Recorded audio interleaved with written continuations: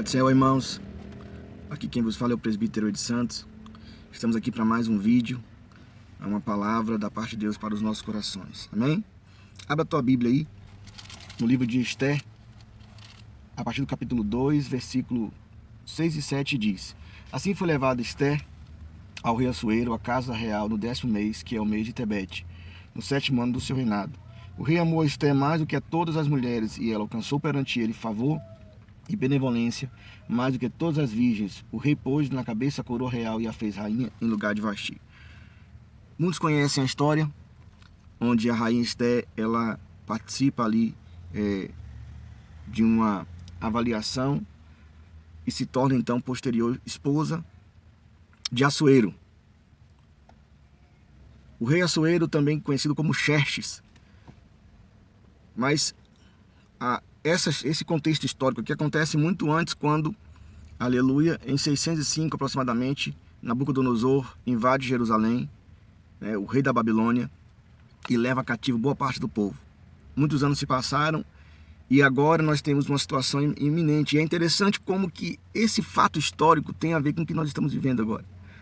Um povo que havia sido levado cativo por Nabucodonosor e estavam vivendo as suas vidas, mesmo no lugar de cativeiro, mas eles não eram daquele povo, eles não faziam parte daquela nação. Assim como nós cristãos, nós estamos vivendo aqui talvez não uma situação de cativeiro, quarentena, mas nós não somos aqui, nós estamos aqui de passagem. Aqui não é o nosso lugar. Nós sabemos que nós somos, aleluia, cidadãos do céu, das mansões celestiais, e um dia iremos morar com o Senhor. Mas o fato que é interessante é que foi promulgada uma lei para a destruição em massa do povo de Deus. E enquanto essa lei está sendo divulgada, homens poderosos se reuniam e se banqueteavam, comemoravam a destruição daquele povo. Isso aconteceu por volta de 473 a.C. Hadassa, que é a rainha Esther, como é conhecida, casa-se então com Assuero, também conhecido como Xerxes. E essa destruição em massa que estava iminente, então cai nos ouvidos de Mordecai, ou Mardoqueu, que era o primo de Esther. Mas aquele povo estava sofrendo, angustiado, porque eles sabiam que a destruição sobre a vida deles era iminente, não tinham o que fazer. Porque um édito real não podia ser revogado. Um édito real promulgado pelo rei da Pérsia, não havia possibilidade de retorno, de voltar atrás. Eles estavam condenados à morte.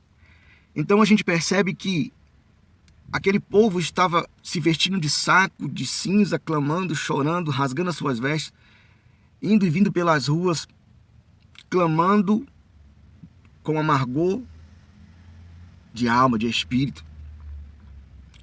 Talvez você esteja vivendo uma situação semelhante. Não há solução prévia para o seu problema. Você não consegue enxergar a solução, mas o Deus que tudo vê, o Deus que, aleluia, que não há impossível para ele, estava olhando por esse povo.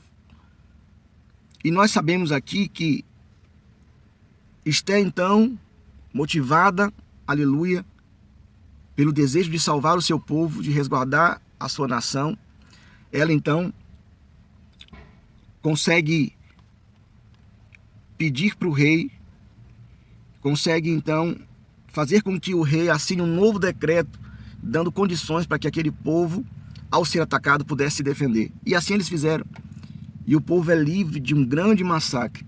E nós vemos aqui, aleluia, após esse grande livramento, Esther sendo usada por Deus para preservar a raça judaica do aniquilamento.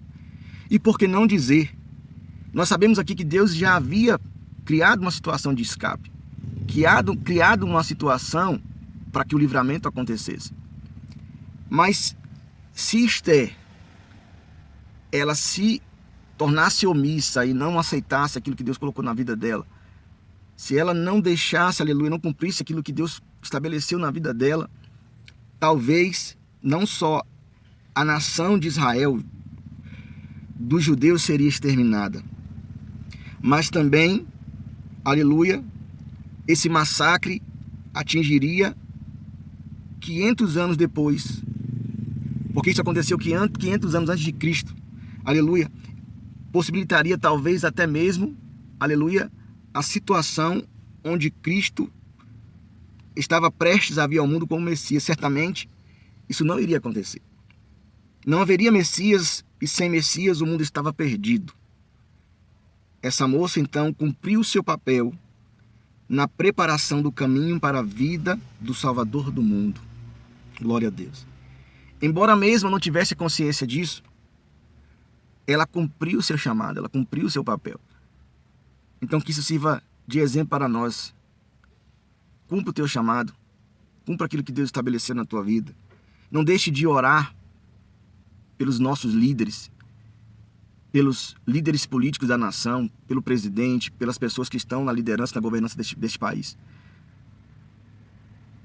Ore pelos homens piedosos que podem ser instrumento de Deus para evitar situações como essa de aniquilação. Hoje nós temos igrejas fechadas. Nós temos situação de pessoas em casas, encarceradas, de certa forma, vivendo em isolamento. Então há algo por trás aí acontecendo. E nós precisamos estar atentos, orarmos pelos nossos líderes, para que eles também cumpram o propósito de Deus, aleluia, do plano que Deus tem para a nação brasileira. Este episódio trouxe então, aleluia, uma grande festa chamada Festa de Purim. Essa festa então, que é a festa da libertação do povo de Israel, do grande livramento, tem um significado muito interessante, porque a palavra Purim, ela significa pelos persas, pela língua persa, como pedra, e ela é chamada de pedra que é arremessada, pedra que é arremessada, ou pedra da sorte. E quando a gente vai para o hebraico, significa, aleluia, aquele que guarda, aquele que protege. Não existe o nome de Deus explícito nesse texto. Em todo o livro de Esté você não vai ver o nome de Deus, mas perceba que em todo o tempo ele estava trabalhando em prol daquele povo. Ele estava trabalhando para que aquela nação fosse protegida. E aí nós vemos então, aleluia, esse significado maravilhoso de pessoas que estavam à mercê de homens poderosos, mas tiveram livramento eminente em suas vidas. Os historiadores chegam a dizer que esta pedra é a pedra angular que é Cristo. A pedra que veio para proteger e salvar aquele que se havia perdido. Que Deus abençoe a sua vida e que você possa verdadeiramente cumprir o teu chamado, cumprir aquilo que Deus tem na tua vida como ministério, em nome de Jesus. Deus te abençoe e que você tenha uma vida abundante na presença do Senhor.